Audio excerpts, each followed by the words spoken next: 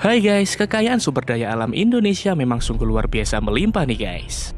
Sehingga Indonesia menduduki peringkat kedua sebagai negara dengan tingkat biodiversitas tertinggi di dunia setelah Brasil. Dengan fakta itu, sumber daya alam Indonesia, baik itu sumber daya alam hayati maupun sumber daya alam non-hayati, menjanjikan kekayaan yang bisa dimanfaatkan bangsa Indonesia dengan sebaik-baiknya. Seperti di sektor tambang, khususnya emas, perak, dan tembaga, Indonesia menduduki peringkat teratas dunia di sektor tambang tersebut. Lalu, kira-kira di manakah letak tambang peringkat teratas dunia itu ya? Yap, benar sekali. Letak tambangnya terletak di daratan tinggi Tembagapura, Kabupaten Mimika, Provinsi Papua, Indonesia, yang sekarang ini masih dikelola oleh PT Freeport Indonesia. Namun kondisi alam di tempat tersebut sekarang menjadi sangat memprihatinkan dan ada kerugian serta keuntungan dari adanya pertambangan oleh Freeport tersebut. Dan kali ini ayo kita kupas tuntas fakta-fakta mencengangkan hasil pertambangan PT Freeport Indonesia ya guys. Tapi sebelum lanjut kita ingetin lagi nih guys, buat yang belum jangan lupa subscribe channel kita ya.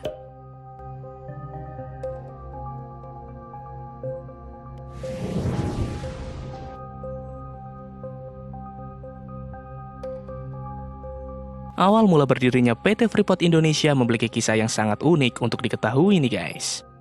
Sebenarnya tambang yang dikelola PT Freeport Indonesia sekarang dulu berawal dari ketidaksengajaan, dengan kata lain tidak sengaja ditemukan.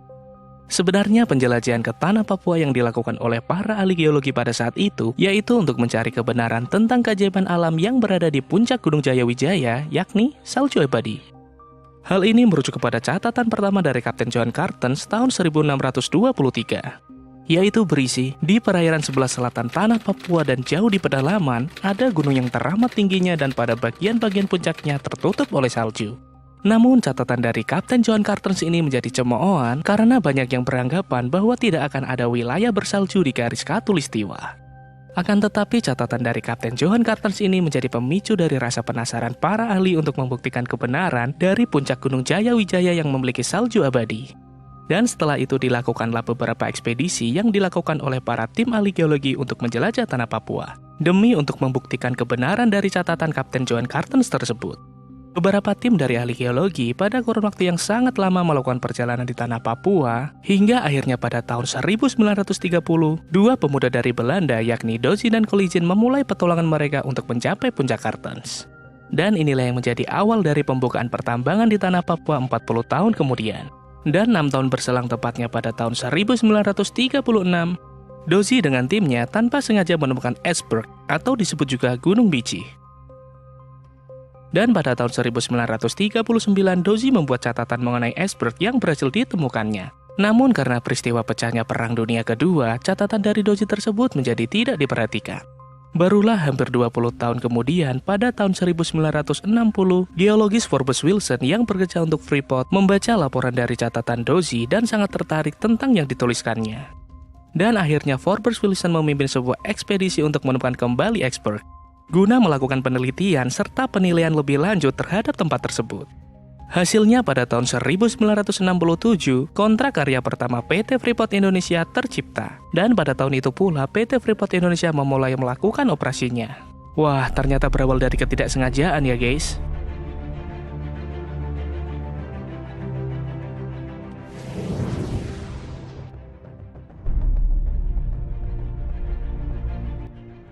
Tambang Iceberg dan tambang Grasberg adalah dua tambang yang dikelola oleh PT Freeport Indonesia nih guys. Yang pertama adalah tambang Iceberg. Tambang ini adalah tambang awal dari hasil kontrak karya pertama PT Freeport Indonesia. Iceberg adalah sebuah gunung yang memiliki tinggi 3.600 meter dari permukaan laut. Dari awal pengerukan yang dilakukan oleh pihak Freeport sampai pada tahun 1988, gunung tersebut hampir seluruh bagiannya berhasil digali dan rata dengan tanah. Semenjak saat itu, Gunung Biji milik Indonesia dinyatakan lenyap dari muka bumi ini. Dan pada tahun 1988, PT Freeport Indonesia menemukan cadangan baru di dekat iceberg. Dan yang sekarang ini dikenal sebagai tambang Grasberg. Penemuan cadangan baru ini sangat mengembarkan dunia. Pasalnya, cadangan yang terkandung di dalamnya memiliki cadangan emas terbesar nomor 1 di dunia. Selain itu, tambang Grasberg memiliki cadangan tembaga nomor 3 terbesar di dunia. Dan pada tahun 1991, kontrak karya kedua PT Freeport Indonesia tercipta. Dan cadangan kekayaan sumber daya alam non-hayati di Grasberg digali oleh Freeport. Wah, sungguh benar-benar kaya sekali ya guys sebenarnya bangsa Indonesia ini, setuju?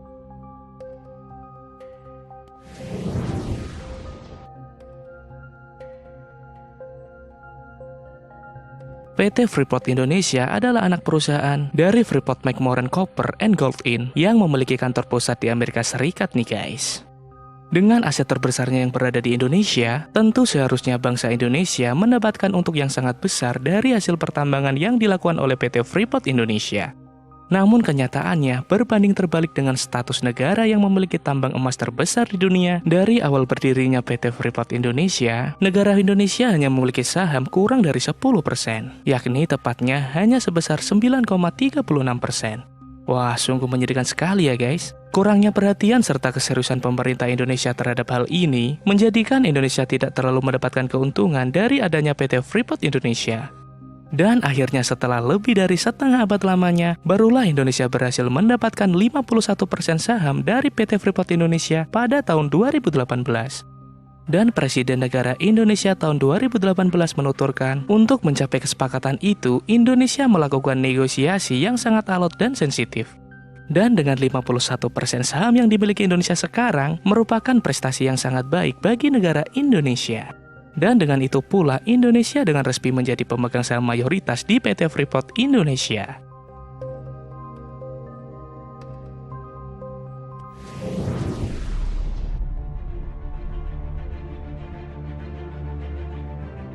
Kehadiran kegiatan pertambangan di tanah Papua tentu saja akan langsung berdampak buruk bagi lingkungan sekitarnya nih guys. Dampak nyata terhadap alam yang pertama adalah hilangnya gunung biji yang dimiliki negara Indonesia. Selain itu, hasil dari pertambangan Grasberg menyisakan lubang menganga yang sangat lebar berukuran lebih dari 200.000 hektar dan memiliki kedalaman sedalam lebih dari 230 km persegi. Wah, dalamnya seperti dalamnya cintaku padamu ya guys.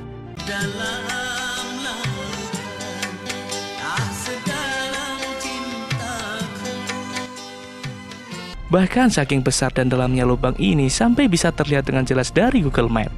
Dan bayangkan saja, besar dan dalamnya lubang tambang Grasberg ini dapat menelan mentah-mentah Burj Khalifa yang didaulat sebagai gedung tertinggi dunia dengan sangat mudah.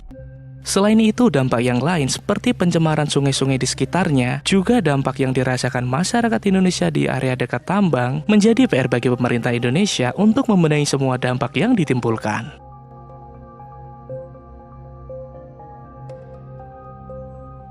Dan itulah fakta-fakta mencengangkan dari adanya PT Freeport Indonesia.